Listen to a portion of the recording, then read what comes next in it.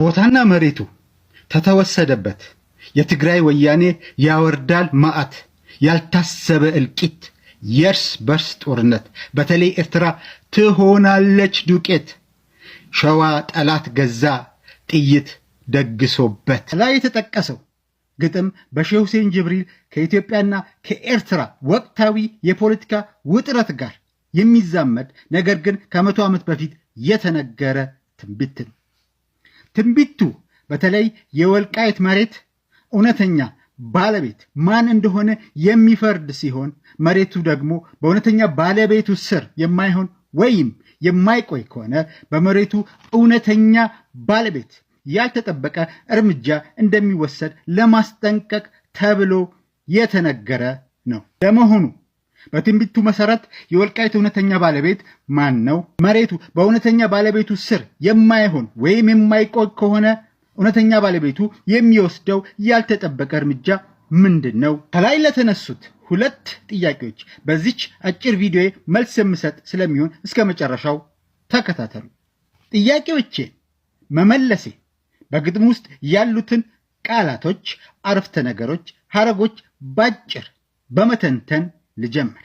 ቦታና መሬቱ ተተወሰደበት የሚለው አባባል በአሁን ጊዜ በአማራ ኃይሎች ስር የሚገኘውን የወልቃይት እና አካባቢው መሬቶችን ለመጥቀስ ብለው ሼሁ የተጠቀሙበት ሐረግ ነው። አሁን ደግሞ ቦታና መሬቱ በሚለው ሐረግ ውስጥ ያለውን መሬቱ የሚለው ቃል ላይ እናተኩር።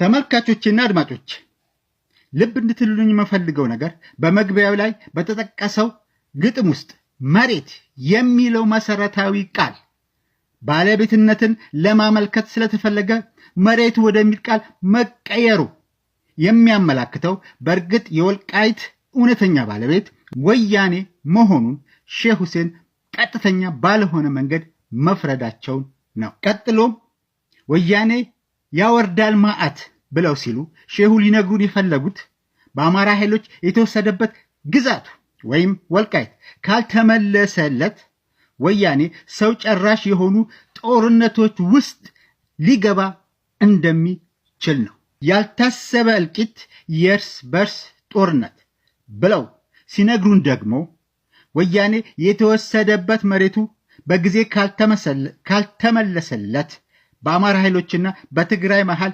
ሚሊዮኖችን የሚጨርስ የእርስ በርስ ጦርነት እንደሚቀሰቀስ ነው።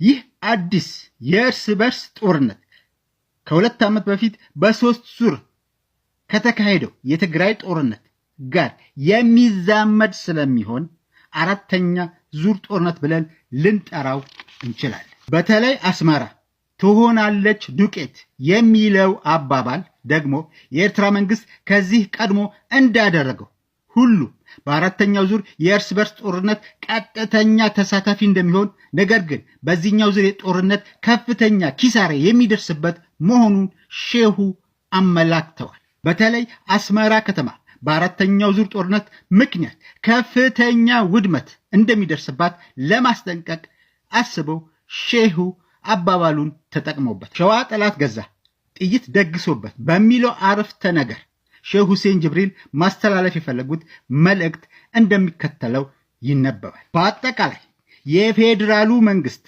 የጦረኛነት አባዜው ከወዳጆች ይልቅ ጠላቶችን እንደሚያበዛበት ነግረውን በተለይ ደግሞ በመጪው አራተኛ ዙር የእርስ በርስ ጦርነት የፌዴራሉ መንግስት ተቃዋሚዎችና ጠላቶች ከምን ጊዜውም በላቀ ከምን ጊዜውም በበለጠ መልኩ እንደሚበዙ ተንብየዋል።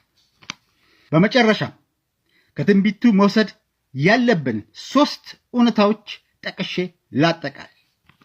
አንደኛ፣ ነገሩን ከወገንተኛነትና ከፖለቲካ ጥቅም ርቀን በገለልተኛነት በእውነትና በፍትህ መነጽር ስንመለከተው ወልቃይትና አካባቢው በባለቤትነት ሊያስተዳድር የሚገባው የትግራይ ክልል መሆኑን።